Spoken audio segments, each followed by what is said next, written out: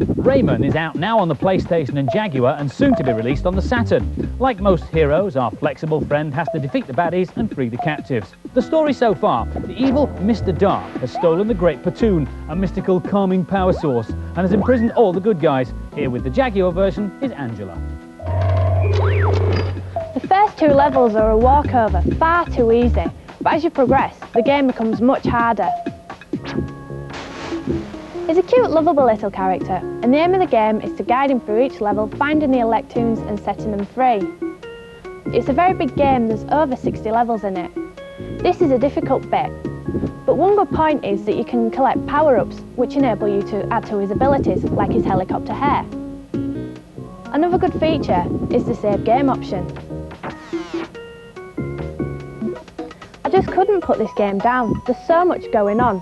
It's a real challenge and fun with it. Even though the graphics are the best I've seen on any platformer, there are no features which make it stand out. The character is quite comical, with his helicopter hair and his detachable hands. But for me, the gameplay is a bit slow and it becomes boring after a while. And the scores for Rayman. The boys only an average 3, but the girls liked it a bit better and gave it 4. Gentlemen, start your engines. Wheel Spin on the Amiga is out next week. There are 4 types of cars to choose from and 8 different drivers. But will this send you racing to the shops or round the bend? Here's Ben. A racing game with miniature cars isn't very original, but the ability to beef them up with extras is a nice feature.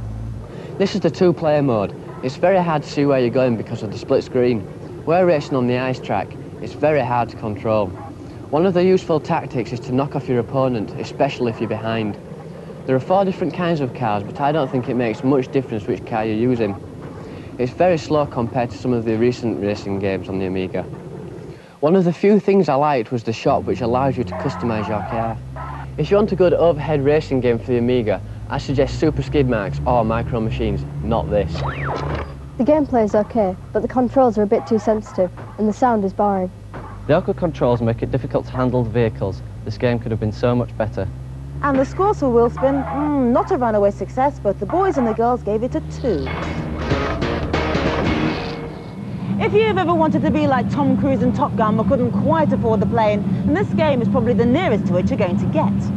EF 2000 places you in the cockpit of the futuristic Eurofighter in the skies over Norway, where, rather conveniently for your Top Gun ambitions, a war has broken out.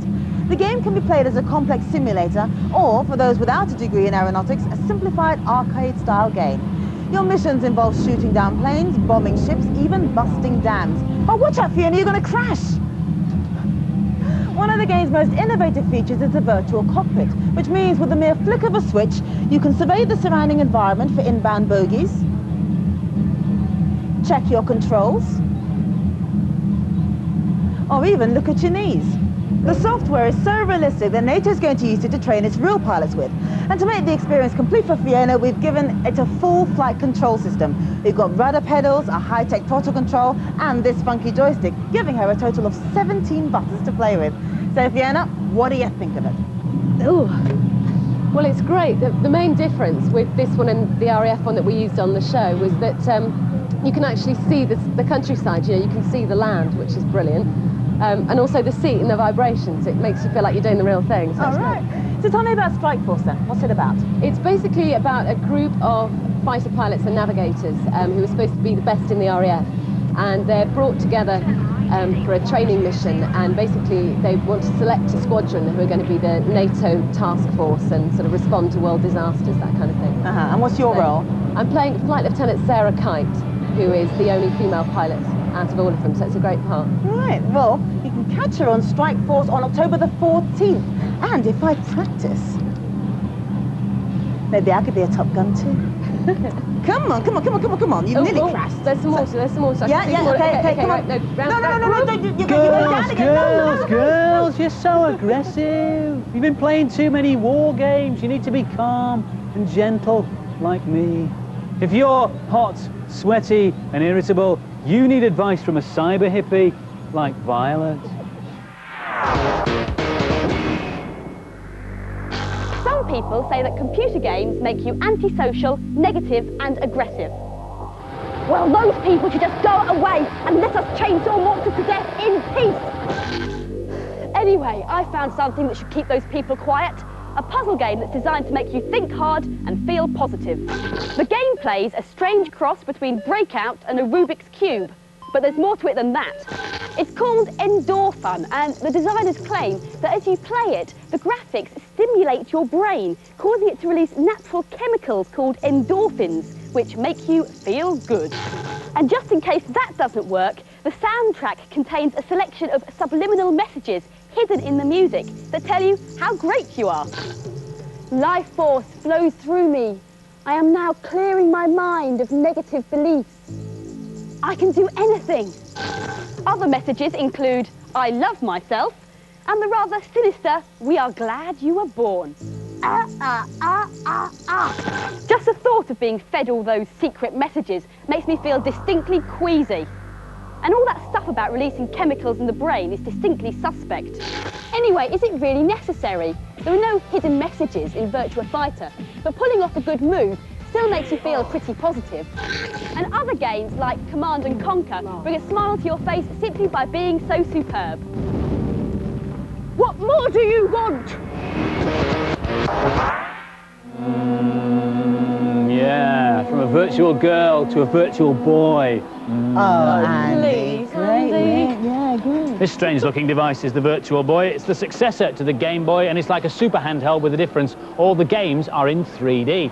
Inside the headset are two high-resolution monitors, one for each eye, showing their own picture of the game in red against black, and it's having two pictures that produces the 3D effect. Now, at home, you're watching in 2 dimensions, so you'll have to take my word for it, but the 3D is really very effective. There's a great feeling of depth when you play the games.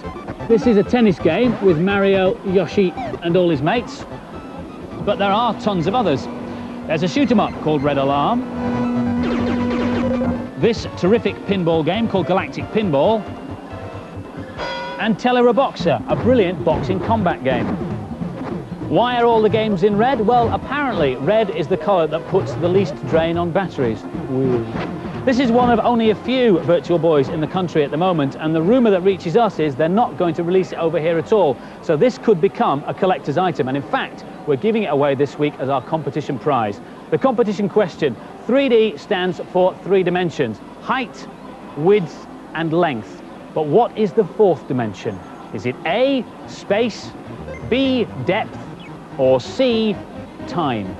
Phone in your answer on 0891 800 300. That's 0891 800 300. The call will cost you no more than 25p. The lines will stay open till midnight on Sunday, but do please get permission from whoever pays the phone bill before you dial. And we always check to make sure you have. And remember, you can't win if you don't ask permission. Now, last week's competition prize was count them, 2 PlayStations with a 2-player lead and games. And we asked what was the name of the very first video game. The name was Computer Space. Now, we had over 15,500 entries, but the winner is Andy Crabb from Newport in the Isle of Wight. Well done, dude. 10 runners up get Bad Crew t-shirts, and their names are running across the screen as I speak now. Remember those trick shots you mentioned on Virtual Pool? Well, this is just one of them. Oh yes, here we go. Hold on.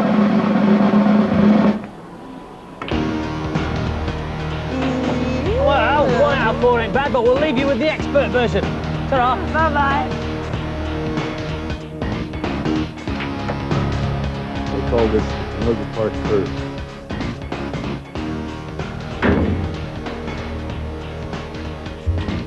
This is called the butterfly shot. We're going to make the 1 ball in the left-hand corner, 2 ball in the right-hand corner, 3 ball on the left-hand side, 4 ball on the right-hand side, 5 ball in the lower left-hand corner, 6 ball in the lower right-hand corner.